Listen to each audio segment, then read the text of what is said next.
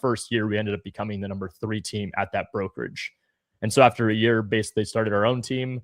To summarize, built a team of 20-something agents by 19 years old. I realized how much I did not want to be a traditional team leader or traditional realtor in general. And I started to get the itch about investment transactions. Thankfully, I was doing pretty well as a realtor. So people saw that, they were recognizing it, and brokers are always trying to recruit more. And so they started to reach out to me to ask for lunch, for dinner, for coffee meetings, to try to pitch me. We know all real estate agents want to acquire clients consistently so that they can grow their business and income for that great lifestyle. This broadcast brings you the best and top people in the industry to support that quest. This is Dave Fanale, and I'm here to bring you the Real Estate Skill Builder broadcast, Real Estate Talk TGIF, brought to you by Real Estate Skill Builder and Align, your premier real estate solution. Again, good morning, everybody. Happy New Year. Here we are, number 1 broadcast of the year. We are the longest running live broadcast in real estate through the United States. And today we have Ryan Zolin. Now, look, guys, I've been around this business a long time. And I can tell you this, clarity is rare in this business. Here's the deal. Most agents talk big, but few back it up. Very few have the clarity that they need to really grow their business. Ryan Zolin doesn't talk, he executes. He's got it, right? At a young age, 27, Ryan's in one of the toughest markets in the country. He doesn't chase trends or shortcuts. He actually creates them, right? He's turning MLS into an advantage, and most agents still don't understand. Hundreds of agents, 35 plus markets, but what stands out to me most is Ryan doesn't just win, he lives and tells you everything you need to know about what needs to get done. Ryan, I'm really glad you're here. I'm really excited because the moment I met you and saw what you were working on, I was intrigued, and how you do things. Let me tell you, I work with a lot of different people, all different ages. I've been in this business 45 years. And you're one of the top people I've met, and you get it. And that's the important part. Thank you so much for being on this broadcast. Quite the introduction. Appreciate it. Thank you so much. And just hopefully I can provide some value and clarity on what it is we do, and see if people can just start to think a little bit differently rather than what the norms are in the business. Well, that's fantastic. So as I like to get started, I like to ask you your journey, and as you tell me and tell us what you went through and how you grew your business from when you first got licensed. I'd like you to talk about triggers that made you make direction changes. So tell us about your journey and where it went from there. Yeah, I started real estate at 18 years old. I was fresh out of high school and didn't really want to go to college. I always was the kid in school that asked questions like why and do I have to, and tried to find the shortcuts. I like to make that typical excuse that it wasn't that I was like a dumb kid by any means. I was just lazy and not intrigued. And so there was one class that always stood out to me, and it was my business and marketing class. And he was the only teacher I actually had in all of high school that told me, you don't need to go to college to be successful. And so while all of the administrative people, the counselors, my other teachers were basically telling me I was going to be a loser, I had one guy that believed in me and saw a vision in myself. And for whatever reason, I didn't want to go down the path of joining my family business. My father has a business that fixes restaurant equipment and HVAC units. And in case you can't tell from how I'm dressed already, I didn't really enjoy that kind of business. I didn't want to be arm deep in fryers, pulling out who knows what, and on top of roofs or on a roof that's 120 degrees, 130 degrees in Arizona, repairing it. I wanted to be the guy that knew how to like work business and relationships and just figure it out. And so I ended up going to real estate school just because I thought that was a really good option for me. Mm-hmm. I did have a lot of awareness though at a young age. I knew people weren't going to trust an 18-year-old kid to go and buy and sell the biggest asset of their entire life. So I joined a team over at Keller Williams. After I got out of the real estate school, I joined right to that team. I was an ISA, an inside sales agent, basically helping people get appointments on the team, either buyers or sellers. And I closed a few deals in my first few months. And then I realized like the contract I signed wasn't what I thought I was getting. Like I'm sure a lot of people in business in general, they make mistakes early on. And so I ended up taking the skill set of phone calls and systems and understanding general processes. And I found my first mentor that took me under his wing to teach me traditional real estate. That was the first pivot and like starting point of my journey. I would say after about 4 to 5 months in, I had only made like $1,000 to $2,000 total profit from deals. So after that, the mentor kind of took me under his wing, taught me everything from traditional real estate to business broker transactions to commercial real estate. And rather than having some ego that I wanted to be his business partner, I just kind of kept my mouth shut and my head down. And in our first year, we ended up becoming the number 3 team at that brokerage. And so after a year, basically started our own team. To summarize, built a team of 20 something agents by 19 years old. I realized how much I did not want to be a traditional team leader or traditional realtor in general. And I started to get the itch about investment transactions. Thankfully, I was doing pretty well as a realtor. So people saw that, they were recognizing it, and brokers are always trying to recruit more. And so they started to reach out to me to ask for lunch, for dinner, for coffee meetings to try to pitch me. And that's what, again, long story short, led me down a path of all the different investment strategies: wholesaling, fix and flips, buying rentals, creative finance, lending, and so on.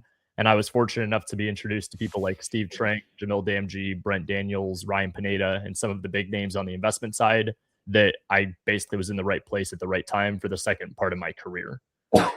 So I think really to the first part of this, I don't want to ramble. You asked trigger points. I was never too scared to take opportunity when it was presented. I always started to say, instead of pros versus cons, it was opportunity versus risk. And so if the opportunity outweighed the risk, especially given my age and lack of real risk that I had nothing to lose. And so I failed forward the last 5 to 6 years, from joining a bunch of mentorships, trying all the strategies under the sun, and then finding for me that you don't need to spend a lot of money. You could just use your real estate license to source deals on the MLS. So you saw the opportunity of everything being on the MLS and how that would work for you. And you were a traditional real estate agent. And, you know, a lot of I see more and more, a lot of agents learning as an ISA to start as you did. And, geez, I remember when ISAs were a thing, just started to be a thing a long time ago. And it really makes an awful lot of sense, because that was a great way for you to learn where you're going to go and who you're going to talk to. It's a win-win on both sides. Teams get low entry level, low risk and cheap labor, and they don't have to pay much. And then they get leads called, and they also get to see people that rise into the best of the best. And then the people that are getting started don't have to go and take all that risk and liability themselves. They could start at an entry level where you're just making calls and working somebody else's systems. So Ryan, being an ISA, did that help you grow how you talk to people or what you said? Because I've always been the believer that it's not what you say, it's how you say what you say. Just like it's not what you do, it's how you do what you do. How was that? Was that a big factor for you? And was there a lot of practice involved in learning? Yeah, absolutely. They put me through like an 8-week training at Keller Williams. They were giving me sales training. They had me making calls for like 10 to 12 hours a day. And so I actually, at the moment that it happened, was really frustrated for not getting paid much. But years later, I realized there's so many people that have excuses of being scared to make calls and justifying not doing that, that I never even got the limiting belief that calls are not meant to be done, or that I can't do it, because I was just thrown right out to the wolves on day one. So that was one of the best things to happen to me, for sure. Yeah, no, I absolutely agree with that, because that's one of the things that I deal with in working with a lot of different real estate agents over the years is, you know, they want to make calls. They know they have to make calls. And let's be really clear about making calls. For me, it's making calls that creates the one thing you have to have every day, and that's conversations. People worry about AI being in the way and going to replace us. That's a lot of crap. And basically, we just have to look at it and say, okay, so we need to practice. We need to know what we're going to say and how we're going to say it. But most agents develop that limiting belief that you did not develop, simply because you did the work because you had to, and they get in this business. The problem with getting into this business, Ryan, I'm sure you know, is it says, first of all, it says salesperson on your license, and we turn into a salesperson. We turn salesy, and everybody thinks that they can make as much money as they want and work the time that they want. And what we find out is that people really don't want to make any money because they're not doing any work. And it has nothing to do with that L word, lazy. It has nothing to do with any of that. It just has to do with providing the right guidance and being open-minded to listening to what you need to do on a regular basis. So as your business progressed, you were doing sales. You built a team. What was the trigger that got you from, okay, so if I'm going to do this, why don't I just do it for myself and become that investor? What was the trigger to that? I have like this infamous saying that I say I swear 10 to 20 times a week now, that's the hardest part of being a realtor is to find a client that's qualified, buyer or seller. The hardest part of being an investor is to find a deal. And I didn't know the investment side, the biggest struggle until I got over there. But as a realtor, I got tired of constantly having to pay for leads. It was always the next big pitch from whatever software or engineering company was going to come up with the next best strategy. And Yep. really, the answer was just more work. So I had a lesson early on that I thought more people on my team and more bodies meant more production and more money. And that wasn't the truth at all. I got burned out. I was super young and I just didn't see the light at the end of the tunnel. And that's not to say you can't build a big team or producing or become the successful realtor. But if you aren't willing to work holidays and weekends and nights, which for me, I got into real estate for like what a lot of people did. It's for freedom and flexibility. And that might be one of the biggest scams that is actually a not factual output at Yeah. all. What ends up Yeah. happening in real estate is you're the hardest working, underpaid employee to your own business that the only way out is to scale to build a team. And so I had the right vision, but I didn't have the right timing and I just got burned out. I got tired of spending more money and more money and more money.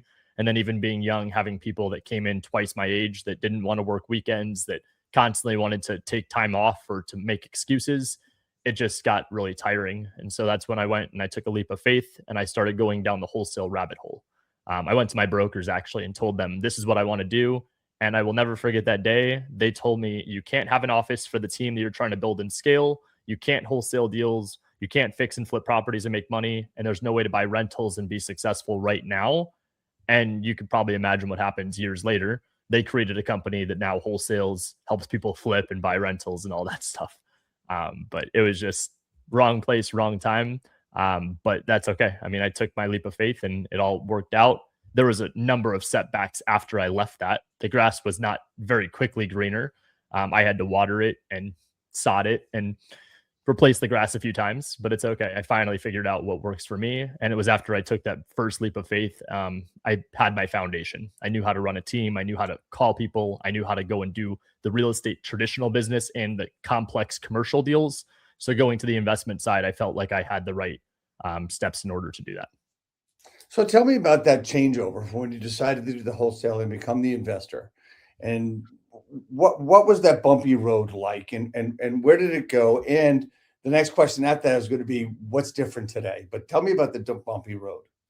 I went to a shiny object MLM brokerage, which we don't need to name names and stuff like that on this podcast, but I went to the brokerage where I was one of the first like 4,000 members that went over there, which was awesome. I was early on things again in my career, but what I wasn't early on with was I didn't have a foundation of my investment business. So going from a place where I actually had an office to go to, I had a team, I had a mentor, I had brokers. I was out at a virtual brokerage working from home, which was completely different than what I was doing. And I think the brokerage was just a little too early on for the stuff that I was trying to do with wholesale and Mhm. investment, that my checks started getting lost. I started figuring out that the brokerage didn't really support investors the way that I wanted.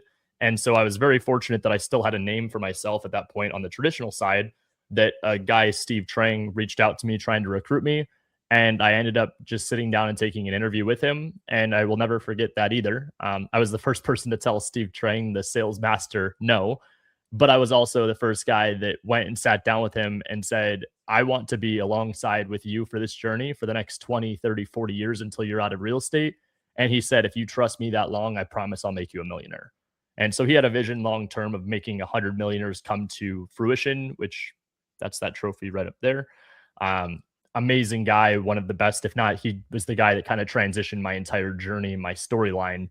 He was very brutally honest. That's just his style. But he was the guy that used to sit down with me at least once a week, once every other week in a coffee shop, let me pick his brain. And he told me, I will introduce you to people that you will never have been able to meet on your own. And so that led to me meeting Pace Morby, Jamil Damji, Brent Daniels, like I said, Ryan Pineda, and all of these other guys that at the time really were not who they are today. They were, I don't want to say no names, they were just real estate investors. So they didn't have Right. their mentorships or communities or masterminds. And so really the tipping point in my journey was that as all of these guys started to launch their mentorships and become bigger on social media, I was already friends with them. So I was able to make the investments that at the time were, I wouldn't say like cheap, but they were affordable for what I had in my bank account. And so I started making a bunch of investments into myself for the first time, into masterminds, into mentorships in different communities. And then, the wheels start spinning. At that point, I started going down all the different rabbit holes, all the different strategies and methods. And I had direct access to most of the people now that you probably can't talk to all that directly. Okay, so you go from realtor to investor. Yeah. You had to make a number of changes, and you had to get the leads, right? So what was your first step into getting the leads, that we'll talk about even further as we move down this conversation? But what was your first step rather than realizing that they were on MLS?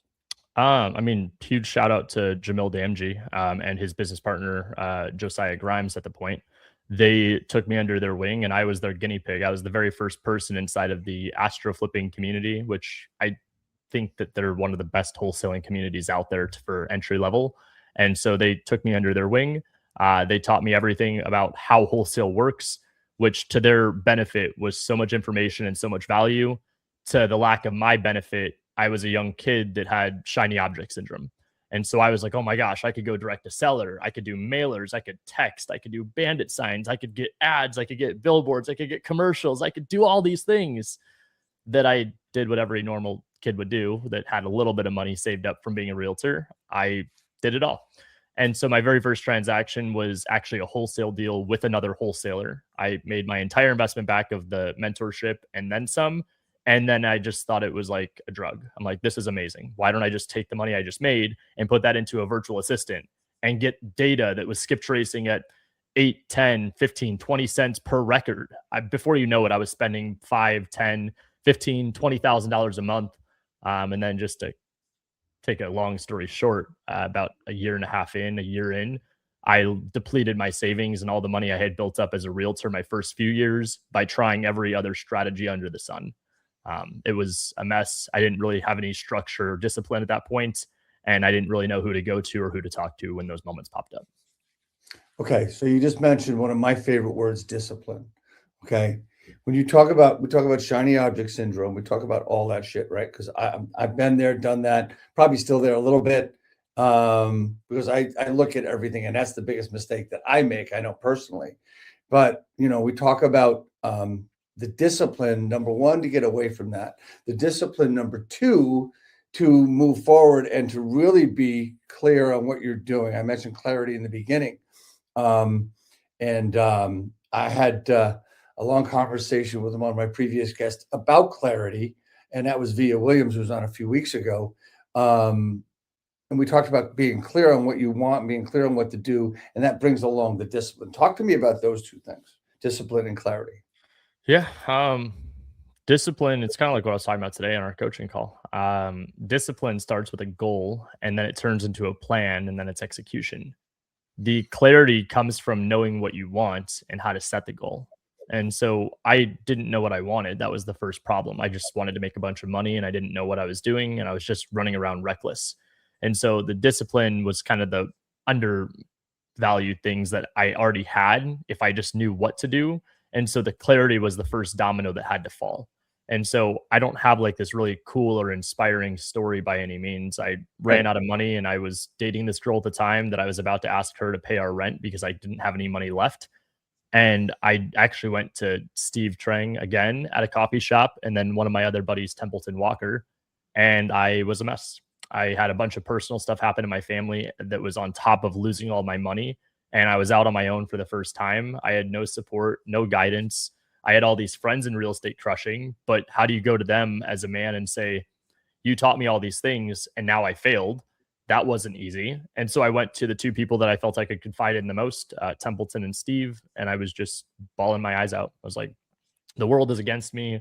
This just happened to my family. I lost all my money.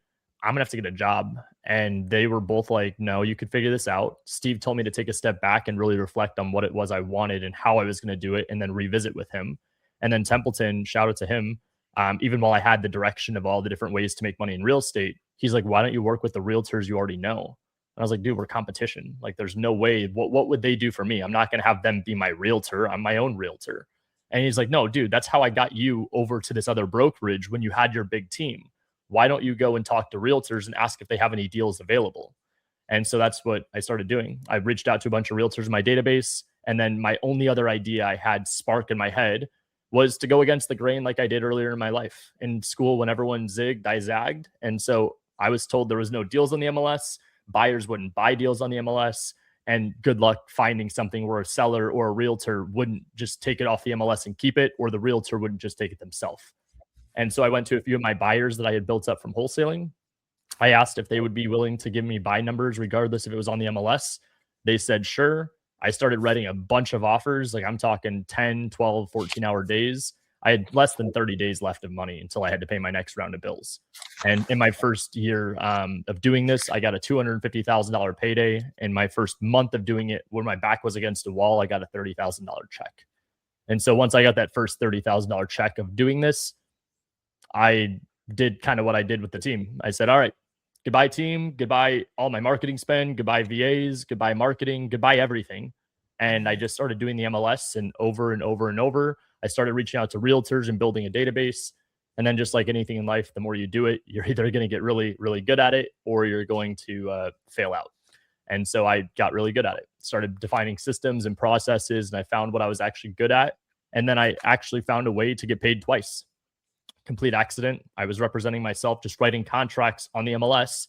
And Steve's office manager called me up, and Summer was her name. She's like, hey, kiddo, what do you want me to do with this 2.5% commission? And I was like, oh my God, I'm going to jail. So I called up Steve and I was like, what do I do here? I didn't realize I'm getting a commission. And then he went through the whole checklist with me. Did you disclose? Did you tell them what you were doing? Did you have all the traditional documents in order? That's why they're paying you a commission. I just didn't realize that instead of using an off-market 3-page contract, using the traditional state-issued realtor one, the RPA, was going to get me a commission on top of the wholesale fee. And so then I really unlocked a whole different level of like brain being blown, that I was like, I can do this. I can scale this as a realtor, representing myself and getting commission. I could also turn around and wholesale these deals and get paid twice on the same transaction. And so that's what we did. 250 turned to like 750, turned to like 1.3, 2.7. We had a little bit of a setback in 2022, like everybody, but over the last few years, we've cleared just under 10 million. That's a fantastic story. Well, so let's talk about the MLS and get into the nitty gritty there. So the MLS is the gold mine. The MLS is where, I mean, any deal could be a deal, right? Any listing could be a deal. Why is that? I mean, aren't these like, okay, so let's talk about this, right? So I'm in a market where we're still seeing multiple offers, over asking, so on and so forth, right? It's gone up and down, and there's micro markets out there, and the micro markets are individual towns or cities where it could be right next to each other where that's not happening. So when that's happening, Ryan, isn't that, I mean, how are you going to find a wholesale deal on there or something to fix and flip? Aren't there, if anything's there, it's going to be gone before it's even on the MLS, no? That's exactly what I was told. Right. I didn't have another option, so that's why I went to the MLS. But what I found is that, first off, the data shows that like 80% of the transactions that are done in a year, might even be 90% now, are done on market. There's like 10, 15, maybe 20%, depending on the market, where the deal is done off market, direct to seller, where no realtor's involved, for sale by owner or investor to seller. And I just don't believe in that anymore. I mean, I think it's possible. You can make a lot more money on the deals going off market, direct to seller. And your favorite guru could probably sell you a lot more things if they tell you to go off market, direct to seller. My approach was because I didn't have another alternative. But what I found was the data doesn't lie. The deals that are done are on market. Does that mean every deal gets multiple offers? No. There's a lot of settings and filters you could go through just to start, like 90 days on market, where a house isn't selling. And so you could build the relationships with the realtors. You could go out there and actually write the offers and give them peace of mind, knowing that they have an offer on the table. And so that's what we started doing. As for the belief that like there's no deals, my belief is now that's where the deals are. I mean, if you think about it just logically, if we take a step back, your option A is to spend money in marketing. And if it's not $5,000 to $10,000 per month, you're really not competitive. So I'm talking minimum $5,000 to $10,000 per month with no guarantees out. Your number one goal, everyone says, is to get a deal. That's not the truth. The goal is to find a motivated seller that is willing to have a conversation with you about selling their home, which could lead to a deal. And so if we're going to take that step back together and say option A is to spend thousands of dollars a month to try to potentially find motivation where there is also a lot of competition, option B is spending time where you're building relationships that are repeat business. You're writing offers to people that are actually motivated to sell and have raised their hand to get an offer. And then it's a numbers game, however you want to spin it. Spend money plus time with risk with no guarantee, or spend time with no money with less risk with a lot of guarantees. If you go and do this enough times, a broken clock is right twice a day. So depending on your goals, I mean, 1 to 2 deals per month is like literally nothing. And if you write enough offers, you have enough conversations, and you build enough relationships, magically it starts to become a lot easier. So I just want everybody to go back and rewind this video about 3 minutes, and you'll get the entire idea of what you should be doing in your real estate business, no matter what part of it is. It's, we can talk about the metrics of making phone calls and how many you should make and who you should talk to. But if we're not having the conversations, we're never going to do the business that we want to do. So when people talk about working harder or working smarter, no matter what, you're still going to have the conversations, and how you relay those conversations into someone that's really interested in working with you and building relationships. Plain and simple. I mean, I have talked to people, all different walks of real estate, coaches, agents, team leaders, broker owners. It's all the same thing. It's the same comment. It's the same thing. All right. So the deals are on the MLS. Is it any listing? What are we looking for on the MLS, Ryan? I teach this very similar to how a traditional realtor gets started. I don't teach to go just get a property under contract and then go find a buyer, because in my brain that I was taught as a realtor, that's equivalent to a realtor going out there, getting a property under contract and then saying, who wants to be my client and buy this house? It makes zero sense. So instead, what do realtors do?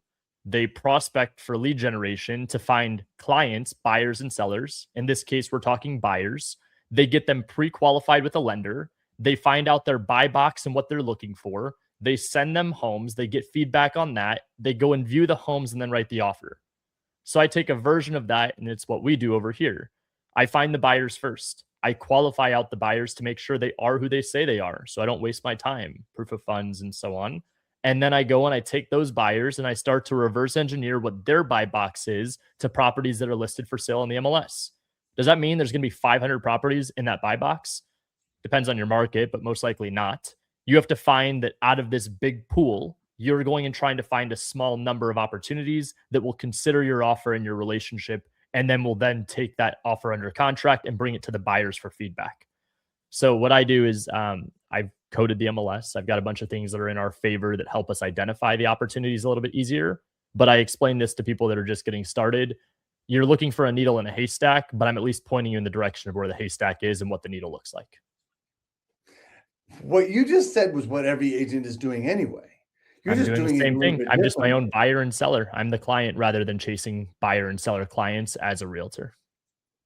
So you have to find the buyer first, and then you're going to go find the investment after that. Correct. Right. When So you're first wholesaling, and then you get to the point to where you can become the buyer for the flips, for the rentals. And what I do in this case is I'm the wholesaler buyer, but I get the wholesale fee paid by the buyer and I get a commission paid by the seller, just as if I'm a realtor buying a new house to live in. The seller's going to pay me a commission if I request it, and we can negotiate it. Everything's all negotiable. And then I just get the buyer to pay me a wholesale fee because they want the deal more than I do.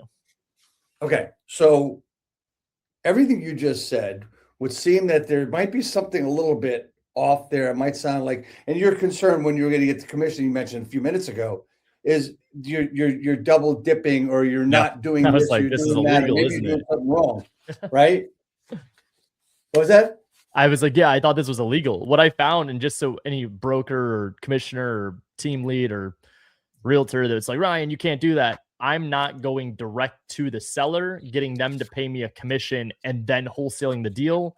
That would be considered predatory. That would be a lack of Right. fiduciary. What I'm doing is, as a realtor, just like how I would if I'm buying my next property for myself, I would be representing myself as the buyer. I'm asking the seller to pay a commission. They have a realtor that represents them. So it's like a traditional transaction.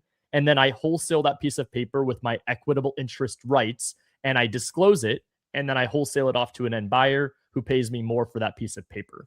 Seller gets the price we agreed upon. They have the terms in the contract that say they're going to pay me a commission. And then I turn around and I wholesale it out and get an acquisition fee from the end buyer. So what are you seeing on the MLS that every other agent obviously is missing? I think it's just opportunity. People see cell phone photos and they're like, ew, gross. And they go on Instagram and Facebook and all the different websites to post talking smack about the realtors that don't have professional photos. I see cell phone photos and I'm like, ooh, money. Because I know they're not going to sell it for retail value. I see houses that are early 1900s, mid 1900s, late 1900s, early 2000s that are just outdated. Most of the people don't have the understanding of what the economy is actually doing and what interest rates mean and affordability. They just see less commission checks and less leads come into the system that they're working. And so they assume it's just a tougher market and it's a means to an end.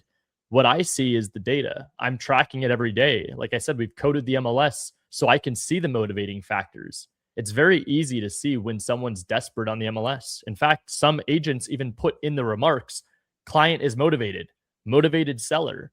So when you factor in some of these things, including days on market, I mean, it is a numbers game. I'm just not spending money on marketing. I'm spending time on the MLS, building relationships and sending offers and comping properties. And then I get really good at the marketplace. I know what I'm looking for and I know who's looking for what. And then I'm just connecting pieces of a puzzle. Okay, so you'll find properties, you'll find the buyer first, but you know what their buyer box is, what they're looking for. A lot of people haven't heard that phrase, buyer box. You're going to say, well, I got this, this, and this. Isn't there some kind of, I'm going to play the typical agent mindset here. Don't you worry about when you tell the buyer what you got, that they're going to go around you and go directly to the listing agent? Yeah, great question. It's happened, absolutely. But usually these deals, either option A, I have it under contract, or option B, I'm representing that investor too. So if they go around me, I'm not sending these deals out like a traditional wholesaler does to 50,000 buyers. I'm sending this deal out to one investor, two investors, three investors. And so it's very easy for me to know when they go around me because the listing agent calls you and asks you questions like, what are you doing? Which I'm not worried about because I've already disclosed I'm going to wholesale. So what ends up happening in the contrary is that investor gets blacklisted. I will never do a deal with them. I will go to all my other investor, wholesaler, agent friends and say, John Doe is a piece of shit. This person is not someone you want to work with. This is a guy or girl that will go around you on transactions. And if you waste your time trying to bring them deals, they will just go around you. And that's where direct to seller off market is a little bit more appealing because they're not going to go directly to the seller usually. And if there's a contract in place, you're still protected. And so regardless, it's part of how I word things. Every deal I have is typically under contract. So it's exclusively available through me. And I've got my inspection period to do my due diligence to either wholesale it, sell it, or even turn around and go and do an inspection or get a contractor out there. And then if the end buyer goes around me, I mean, it happens, but that's part of why we build relationships. Once you get burned, you know how to not get burned again. And then you protect yourself in your best interest. So you make that mistake less and less. So when we talk about investors, I mean, everybody, what I used to say in the 80s is if you had a pickup truck and a hammer, you were a contractor, because that's how it was in the late 80s, right? When I was building homes and doing all that kind of fun stuff.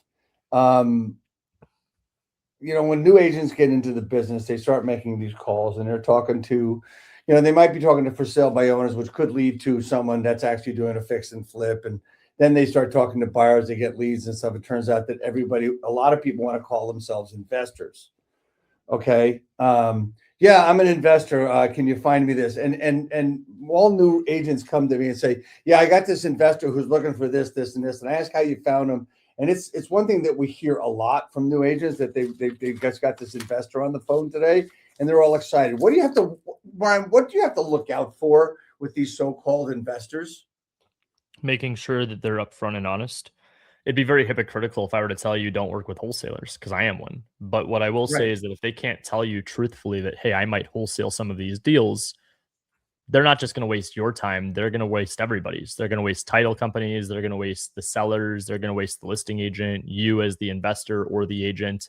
And so I just want to be truthful. That's why I qualify them and I ask to see some of their flips. I ask to see their proof of funds. And if they can't verify they say they are or who they say they are, they're not on my buyers list. If they are just a wholesaler, I have a whole category in my CRM that's just wholesalers. And so at the very last minute, if I know I need to blast this thing out, yeah, I'll send it out to everybody. But most of the time I get feedback from my end buyers that are direct.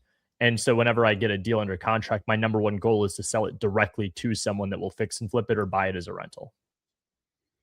Okay. So that's fantastic. So all right. So you've done this a long time. You've figured out a system, and now you've created this program called Agent Investors, Yep. which I'm involved in now, and that's how we met. Yep. And I realized for me personally that one of the things that I want to do is I want to get back into the building and all that stuff. And this is one way that I find that I can do it. So talk to me about Agent Investors, how you started it and what it does and who it's for. Yeah. I had a phenomenal 2019, 2020, 2021. We made millions of dollars that I started hosting a meetup in Arizona that we called like the Rollin' with Zolin event. You can kind of see the little like license plate back there. Got a whole banner, got all the like merch, got all the fun stuff. And the best part was because I was making so much money, I needed tax write-offs. So I actually hosted these events for free. And it got big. Like I'm talking, we had 200, 300, 400 people inside of a taco shop on the first Tuesday of every month. We had the fire department called a couple of times with how big the event got. And so what I found that was very interesting was one, most of the people that were starting their own communities and masterminds and mentorship, some of my friends were coming out to speak at these events to one, promote their services of bring me deals and let's joint venture. But then second, to also promote their masterminds, their mentorships. And so not to say anything negative, because I don't have any like ill will or any like remorse that they were going out there promoting their stuff. But what I found was that people showed up. People needed help. People were raising their hands and asking questions that I never even really thought people would ask. Like, what does ARV mean? Or what is a buy box? Or how do I find buyers? Or what do I do when I get a deal under contract? Or do you have copies of contracts? And these questions just kept popping up over and over. And so we did this meetup for about like a year and a half straight from like 2020 to 2021 towards the end of the year, that I started to realize that people not only needed help, but people had no idea of what it was I was doing. And so truthfully, I saw an opportunity in the marketplace towards the end of 2021 that I could actually package this all up and just sell it. And I was like, well, wait a second, this seems like slimy. It seems like a guru. And so I started doing like one-on-one coaching with people with an hourly rate. And in the first like 2 months of doing it, I had like 10 people go and get their first deal that had never done real estate successfully before. And so that's when I started to gain the confidence through the meetups that we were doing every single month consistently for free, people flying out from all across the country, driving in from other states just to come and spend a couple hours at a taco shop, to then people paying me hourly to learn how to do it. I realized we had something special. And so the only thing I messed up on was I launched it on April 1st, which was no joke, April Fool's Day of 2022. And we had an amazing launch. I mean, we had like 60 people join day one. We ended up having a wait list. I was almost going on like this tour around the country, speaking at other people's events and masterminds, similar to what people did for me, where I was getting messaged by some pretty big names to go and travel across the country to train their teams, to host meetups, to do events, which was awesome. But I realized I didn't want to be like a guru. I just wanted to be Ryan, the guy that does real estate, that keeps it real. It's a little more direct. And I like the Chicago Bears, stuff like that. I wanted just to be me. And so in 2022, we launched Agent Investors, and then the market came crashing down. So in the midst of launching my community, where we had this big onboarding and successful launch, we saw everybody in the industry from June, really Mayish, June-ish of 2022 through the rest of 2022, and arguably through even 2024, lose everything. People that were crushing it, making hundreds of thousands of dollars a month, lose their entire like net worth. People that had 50 flips get out of the business and foreclose on properties with hard money lenders. People lose everything they had established over the past 5 years, where we realized how easy real estate actually was. And then there was me. Not that I've got this all figured out by any means. I lost a lot of money on flips. I lost a good amount of my team. I lost friendships. I lost a lot of stuff. In 2022, I also had my biggest tax bill. I had made still over $3 million on the year. And my entire business was still thriving. Just instead of 20 to 30 deals a month, making $300 to $500,000 in income, we were closing 2 to 3 deals a month, and I was making 50 grand. I was making 10 grand, 15 grand, 20 grand, whatever it was in the month. And so from 2022, when we launched Agent Investors, to even today, we're coming up on 4 years.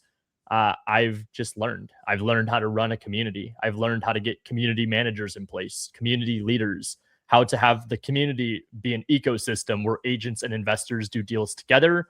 And I provide my entire blueprint, the coded sheets, daily coaching calls, all of the things that I have to give huge kudos and shout out to for the people that taught me. They gave me a foundation of showing what it looks like when people care, what it looks like when the mentor at the top is available and accessible to help people like that. And so that's what we launched. We're coming up here, like I said, on the 4-year anniversary. We've helped almost 500 people total go through all of our material. We've got a big active school community where we have like 5,500 people inside of our free group. And then we've got a few hundred people inside of our paid group. And then we do masterminds in person a couple times a year in Arizona. So it's been unbelievable. It's been honestly more of my passion project now, where I get to give back and promote and help as much as I can other people's business, even like this, and hopefully provide value and light at the end of the tunnel if there's any struggles. Yeah, one of the things I've heard you say, you've mentioned the word guru a couple of times, and I'm actually going to take this and use it if it's okay with you and make it mine. Is you said you want to be the duru and not the guru, Yeah, right? And absolutely.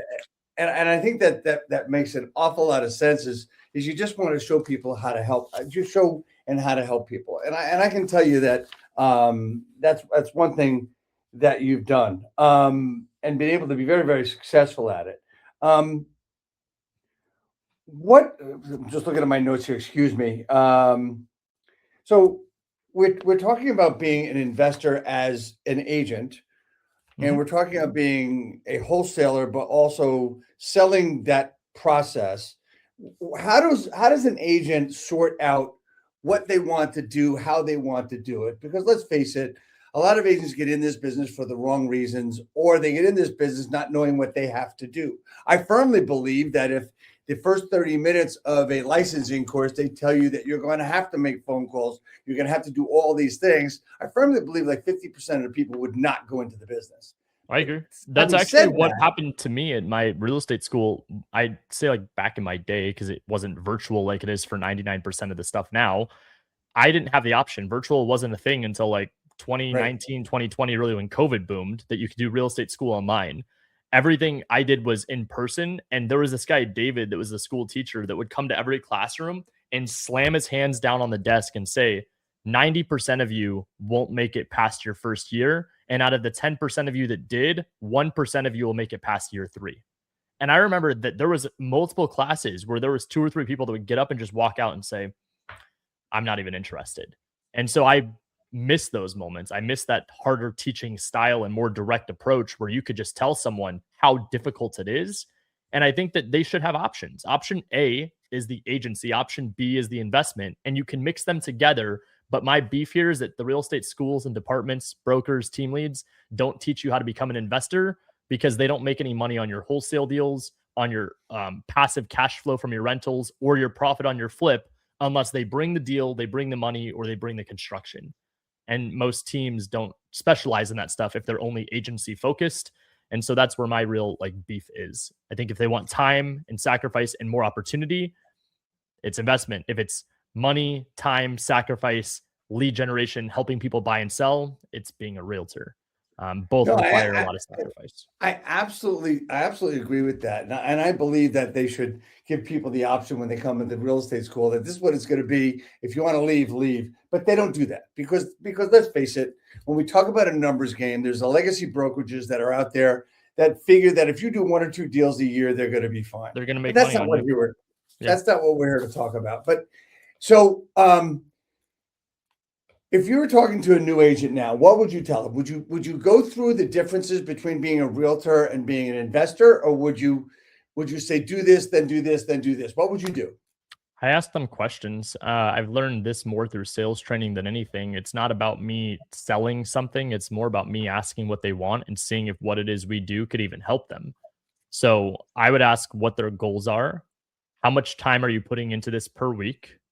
How much money do you have to put into this business? How much money or months of reserves do you have saved up in case you don't get paid for the next X amount of days, weeks, or months? And then just tell me about yourself. What are your goals? What are you good at? What do you enjoy doing? And depending on how they answer that, there's usually a clear cut direction of either agency or investment. And 9 times out of 10, I say you're either going to join someone's team or join someone's mentorship. Joining someone's team is a foundation that I think everyone should start with if they're a realtor. And if you're an investor, it's more often people join mentorships and communities and masterminds so they can make more money on the deals, but also too, it's personal preference. Some people like the culture, the camaraderie, the office space to go into to have everything already set up for you, and they're okay making less while they're learning. Some people want to make more, but they just want to be in a room that's like-minded because they don't have that currently, and they're willing to spend the money to fast track the process. So Right. there is no right or wrong answer. I'm not going to go into some pitch and tell them all the different things they could or couldn't do. I'm going to make it more about them in an interview and figure out what they're trying to accomplish. And then I can try my best to give them advice or point them in the right direction with a bunch of disclaimers that I've been wrong way more times than I've been right. Well, yeah, that's because you're real. So if there's an agent watching, Ryan, is there one thing? If there was one thing they could do differently tomorrow, what would it be? I teach 2% as a mindset inside of our community and our business, even with my team. I think everyone talks about get 1% better every single day. And that's cool. I mean, I think 1% compounds for sure. The reason I say 2% is because I think 1% should be business. And that's like a no brainer.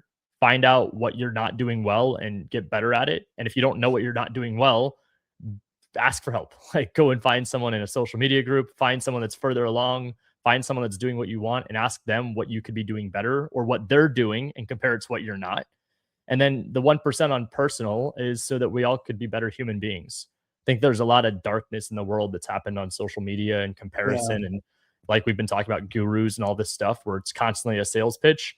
The 1% personal is you. So what do you need to do to become better for yourself and for your family and for your future self today? Do you need to wake up and make your bed because you don't do that? Do you need to go and file taxes because you haven't over the last couple of years? Do you need to go out there and eat 3 times a day? Do you need to go out there and work out? Do you need to go and pray or find faith or God or whatever it is you believe in?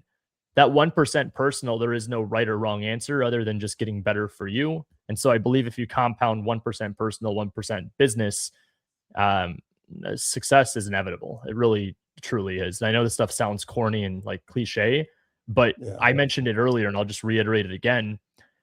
If you go and do the same thing over and over and over again, one of two things happens. Option one, you naturally get better because that's human instinct and learning lessons and failing forward. Option two, I'm sorry if I have to be this guy on the show. And Dave, I know it's Friday and it's early, but I'll be real with people. If you fail, it's because you suck. I don't do participation trophies. So if you did it enough times and it didn't work, you didn't work. You didn't succeed. So go get a job and move on with your life. And this wasn't made for you. I can't tell you how many people I've met in real estate over 10 years that I've told my wife, I've told my team, I've even told them to their face, you don't have what it takes to succeed here. And I hope I'm inspiring you to prove me wrong so you could get up on a stage and say, screw that guy, Ryan. He was so out of line. But when I see the tendencies of the successful people, they don't complain. They just do it. They figure it out and they succeed. The people that make excuses, that justify their actions, that consistently don't show up and do the work, we all know what happens. So you either get better or you fail. Get 2% better every day and put on a helmet because life is hard. Hey, Ron, I want to thank you so much for being on the broadcast. I got a couple of quick things here. As you can tell, as you see, it's episode 397, 392 weeks in a row. And the one question I always ask at the beginning, but I missed it. I'm not perfect. I miss shit all the time. She's Real Estate Talk TGIF. Ryan, what does TGIF stand for? Thank God it's Friday. You're really close, but you know what? 95% of people get that question wrong. It is, thank God, it's Fanale. And that's why we're here. It's just a great day and it's just great with me. And just a couple other things, man. Quickly, thank you so much for being on the broadcast today. What can I do to help you grow your business? Honestly, I think you're doing it right here. You're out here spreading the message, spreading the good word about how real estate actually works, and just to provide that light at the end of the tunnel for people that might not see the light. It can be very dark at times. Entrepreneurship can be very lonely, and there's a lot of moments where we all have struggles, and it's really tough to even admit them and ask for help. So I think just keep doing what you're doing. The whole reason I launched Agent Investors was to help people. And whenever anyone asks me that question of how they can help me, I'm okay. I'm doing really well in my life and my business, and I don't need anything from anybody. All I ever ask for is just extend that helping hand out to somebody else. And you're doing that right here. So just keep doing that. And then if there's anything I can do to help support and provide value, I'm always here. Well, you've done that by joining the broadcast. And, as we keep moving forward, we still have every Friday we have this broadcast. And next week will be 398. We have Jeff Kiani coming on from Honey Badger Nation, who works directly with Jay Kinder. I'm sure a lot of people have heard about Jay Kinder. Awesome. Honey Badger Nation, he's a sales and marketing expert. Jeff is so insightful, so great guy, but he's going to be on next week. And Ryan, thanks so much. And you know what's coming. I mean, I don't know if you know this or not, but everybody that comes on a broadcast gets one of these bad boys. So I like my hat. So I appreciate that. I like your hat. And this is a nice little bright one. It is not a Chicago Bears color. I apologize for that. People in Texas love this hat. As long hat. as it's not green and yellow, we're good. Green and yellow. No, it won't be green and yellow. It won't be green and white, because those are the people that really suffer out here in the New York area. But hey, man, thanks so much for coming on. Stay on for a second as we go off. Next week, we got Jeff Kiani coming on. Thanks so much. God bless everybody. We'll see you next week.